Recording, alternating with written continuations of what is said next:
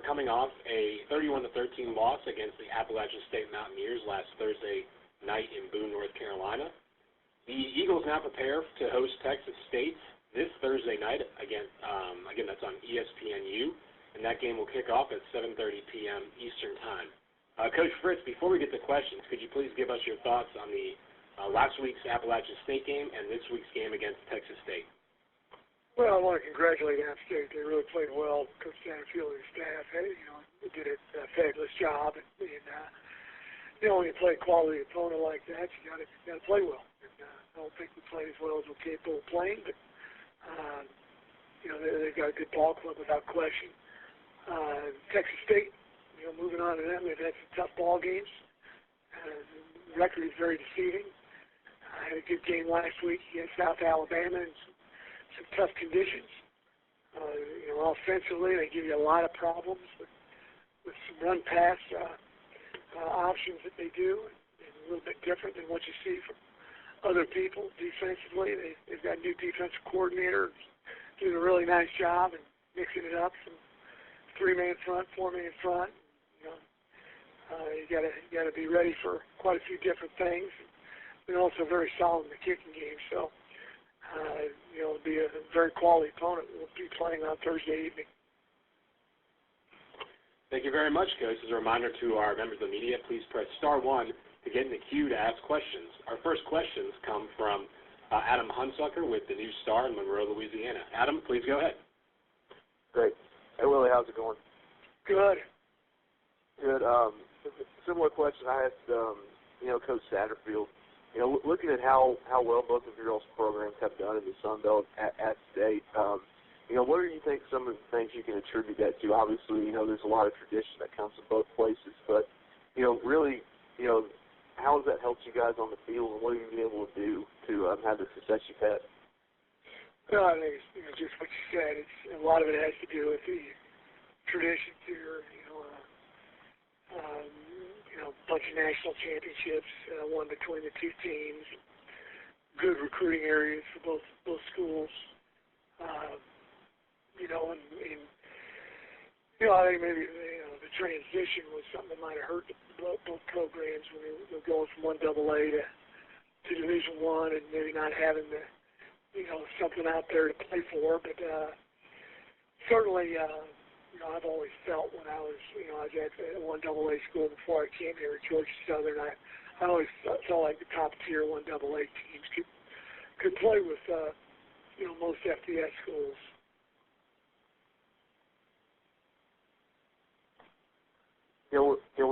Kind of that piggyback off of that point there.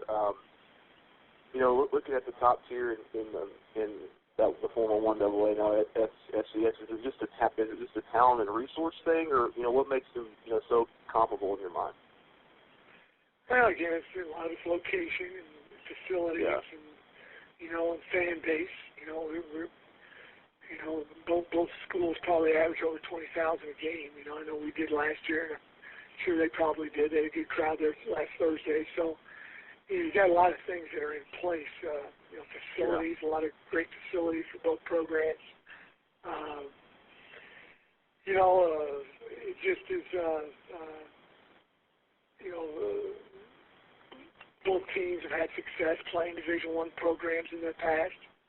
So just, I just think when you get, some of the top FCS programs, and instead of playing an FBS program, and normally speaking, when you play an FBS program, when you play an FCS, you're playing one of the big dogs, now at times you're playing comparable type situations for you. So the Sun Belt is a really good league. I've been very impressed, very well coached, really good players. And I think also it makes your kids, your coaches, your fans, amp their game up if they want to be successful at a higher level. And one last thing, then, looking at obviously there's a financial side that comes into play here that can't be underestimated. How much and everything that Georgia Southern's done to step it up as far as facilities and making this an easy transition, how much does that help what you guys have been able to do? Well, it helps. Obviously, we had to, you had the players first, and then you had the facility second. But, what it's really helping us for is in the future with recruiting. I thought we signed a really good class this last year, and I think we'll sign another good class. And you got to have the facilities to compete nowadays. But I think even more importantly is when they come here and they visit your campus and they come to a game and they see a packed stadium. I think that really means even a lot more when they don't see empty seats. And I think that's a big, big deal as well. Yeah. All right, thanks. I appreciate it. Thank you. Thank you, Adam. Our next questions come from a caller in Georgia. Caller, please identify yourself and go ahead with your question. Yes, this is Justin Baxter at the Telegraph. How you doing this morning, Coach Fritz? Good. How are you? Doing pretty good. First question, you guys are coming off a kind of a tough loss. It's your first loss in the Sun Belt. What are you preaching to your guys, to kind of, let them know they're still in the race to win this conference and, trying to get bowl eligible this week? Well, the big thing for us is just, learning from our mistakes. You got the old saying, if you don't study history, you're bound to repeat it. There's some areas that we need to do a better job with and need to, figure out, what we did wrong and don't do it again. And then we just got rid of the game and we moved on to Texas State. We got a tough opponent this Thursday evening, and we better focus all our attention there. We're going to have problems. So we just moved on. I don't change my message from week to week. I think if you want to win a bunch of games in a row, you better be consistent with the message and give your team and your players, and that's just kind of how I've done it over the past. Yes, sir. If you could, give me just a little preview on Texas State and I know you guys beat them last year 3. How do you feel like this game's shaping up for this year? Well, it was a really tough win for us last year. I mean, we had some breaks go our way, and our kids understand the quality of the opponent we're getting ready to play. As I said before, they run a lot of run-pass option plays, which is tough. Sometimes read a linebacker, they'll either run it or throw it, and give that guy he's got to either cover or play the run, and you better have an extra guy at the point of attack. Really diverse offense. They do a lot of different things that you don't see every week. So there are some similarities with the triple option that we run here at Georgia Southern, but there's a lot of things that are totally different. Their quarterback is going to throw the ball anywhere from 15 to 30 times in the ball game. He's multidimensional. He can run it. He can throw it. He can on the move as well. This is a real quarterback-heavy offense. He's got a lot of decisions he's got to make on the fly based on fronts and coverages and who's playing responsibilities in the option.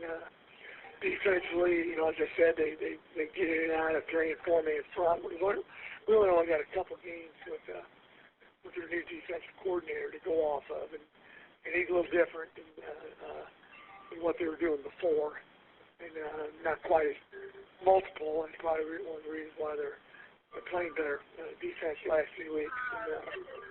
And then also they're really solid in the kicking game. They got a return guy who's, I think he's had 3 kickoff returns for touchdowns in his career, and really good with the punt game, covering punts, covering kicks. So, Coach Fran does an excellent job. He's got great staff.